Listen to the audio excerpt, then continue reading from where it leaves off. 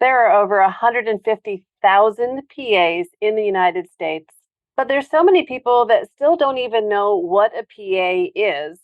And actually, there's a lot of PAs who are practicing themselves who don't even really understand the immense scope of all the things that a PA can do in and out of medicine.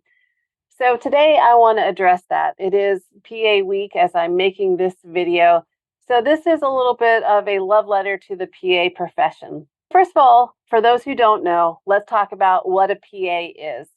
Now, PA stands for physician assistant, but the title has actually changed to physician associate. We are medical providers who do all kinds of things for patients. We can diagnose what is going on with a patient. We order and interpret tests and do physical exams and all kinds of things to help us figure out what is going on. And then we come up with treatment plans. And oftentimes that includes prescribing medications. We do procedures, simple procedures like I&Ds, which is incision and drainage of abscesses, all the way up to more complex procedures like putting in central lines or chest tubes. In addition to that, many PAs also first assist in surgery, working right alongside the surgeons in the OR. And you might wonder, what kind of training do PAs have? Well, most PAs nowadays have at least a master's degree. Many PAs are now getting doctorate degrees.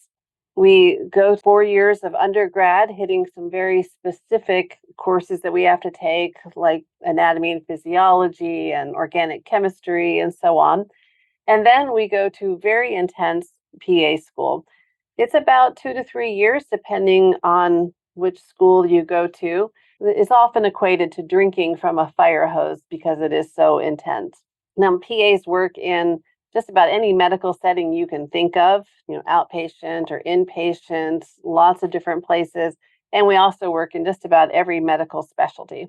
So while PAs in and of themselves are amazing in just the general job that we do, I'm going to highlight 7 PAs today who are out there really kind of changing the whole perspective of what a PA is. I have interviewed all of them but one, and they are all inspiring and fabulous.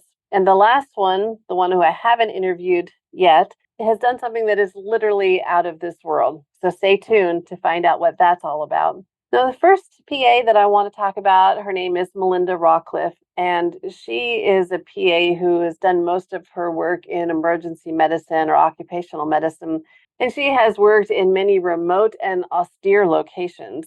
I'm talking about things like working as a medical provider in security details in Iraq and Afghanistan. She also has worked on oil rigs out in the middle of the ocean, or helped build ice roads and took care of the people building ice roads out in remote Alaska. She also is a member of the Disaster Medical Assistance Team with the Department of Health and Human Services, responding to national disasters. And she has taken all of that experience and training that she has gotten, and she has now started her own company where she actually does consultation with companies who are in need of remote and austere medical workers. She also helps them develop things like disaster management plans, really taking everything she's learned and turning it up a notch. Then there's Stephen DeVries. He is a cardiothoracic PA. He has been a member of the organ transplant team at his facility for a long time. And he has gotten so good that he is now one of 2 PAs who are certified in the United States to do solo organ procurement. So what that means is that when there is a donor who unfortunately is legally dead but has organs that need to be procured for organ donation, he actually travels to those facilities and is the solo surgeon in the operating room, harvesting the heart and the lungs. There's not an MD there doing the procedure and he is assisting. He is the lead surgeon taking those organs. Now, solo surgery is one of those lines in the sand that PAs are not allowed to cross. We cannot perform surgeries on our own. We can assist, but we can't be the solo surgeon. So how does this guy get away with it? Well, unfortunately, the donors carry a diagnosis of death, right? They're legally dead. So he is not operating on a technically live human being. So that is how he is able to do it. And he has met all the certifications that he needed to be able to go do this.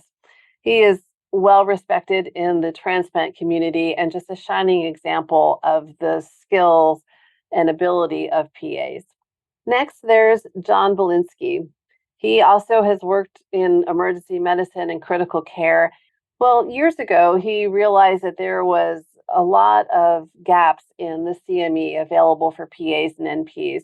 And he has a real passion and a calling to be an educator. And so he stepped in to fill that gap. He started a company called CME for Life, and their CME focuses mainly in two different areas. One is urgent care, emergency medicine, and critical care.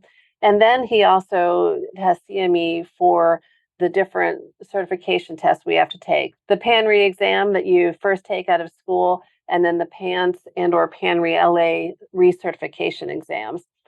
His CME is so great, and he really teaches in a way, at least for me, that really helps me understand the material, but he also gives me great ways to remember it.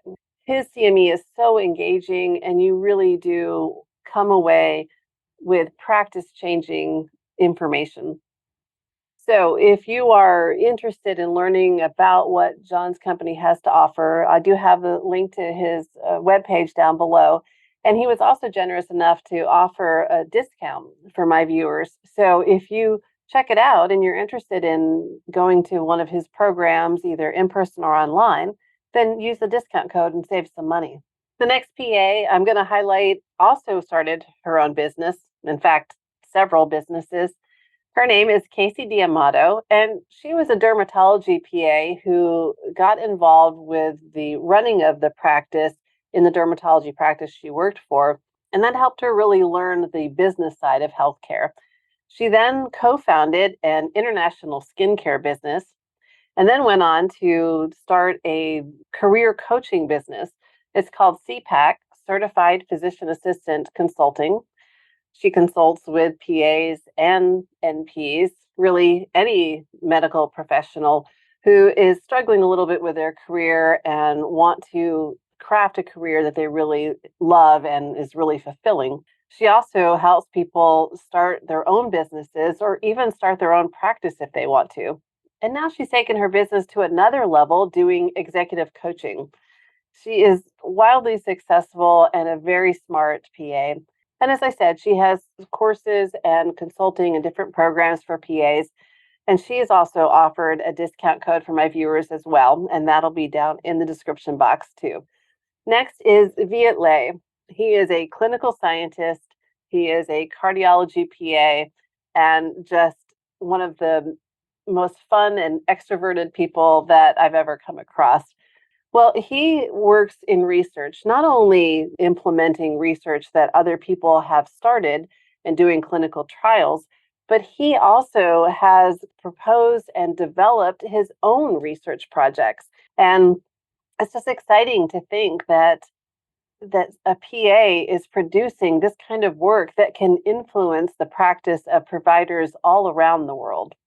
Just an amazing guy and doing all kinds of terrific work elevating the PA profession. And speaking of amazing, this next woman, her name is Saibatu Mansoure, and she's just incredible. She was the White House senior PA, taking care of the president and vice president.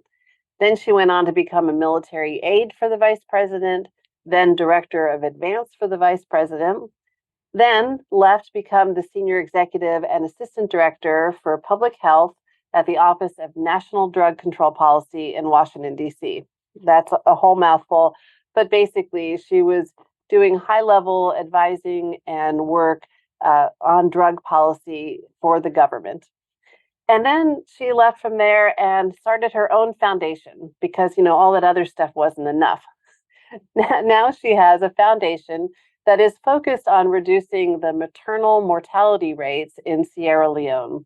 She is just fabulous, and I will have a link to her foundation down below. She does great work, and I encourage everyone to check it out. And then finally, the last PA that I want to highlight today, who I said was out of this world. Her name is Haley Arsenault. She is a PA who works at St. Jude's Children's Hospital, and she is a childhood cancer survivor herself.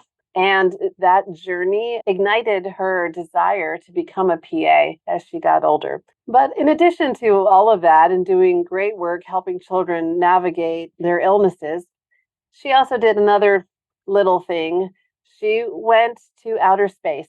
That's right. She was the chief medical officer on SpaceX Inspiration 4 space flight. It wasn't an MD that was the chief medical officer or somebody else. It was a PA. And I know that fills a lot of PAs with a lot of pride. She was the youngest American to have ever orbited the Earth, and she's also the first human in space with a prosthetic leg bone. Since she has had so many experiences in her young life, she has already written a memoir, and it's called Wild Ride, a memoir of IV drips and rocket ships. I love that title. I think it is so great. And I'll have the link to that book down below too, if any of you are interested in checking it out. So this is just a small list of all of the many PAs out there doing incredible things. And I will say that even if you're not out there rocketing into space or starting your own foundation, just the everyday work that we PAs do is amazing. It is hard work, it's stressful, and oftentimes we're working in a system that is, quite frankly, very difficult to work in. But I hear stories all the time of people talking about how great their PA was and how much they love seeing their PA. And so I want to say happy PA week to myself and to all of you, and hope that we lift each other up and celebrate all that PAs do. Now, if you're a PA who is not exactly happy in the work that you're doing currently, then I urge you to really look into making a change. Either hire a career coach like Casey D'Amato or any other career coach, or do it yourself. Take some time really looking around and seeing what other people are doing and getting ideas and inspiration from them, and figure out how you can craft a career that you're really happy with. To give you that inspiration, you can go to my main channel page. I have several playlists there. There's a playlist for all of the different medical specialties. Well, not all of them yet, but there's quite a few there already. And then there's a cool and unusual jobs playlist. And then also non-clinical roles for PAs and NPs. Well, thank you for joining me. And as always, take care, stay sane, and I'll see you next time on the Medicine Couch. Bye.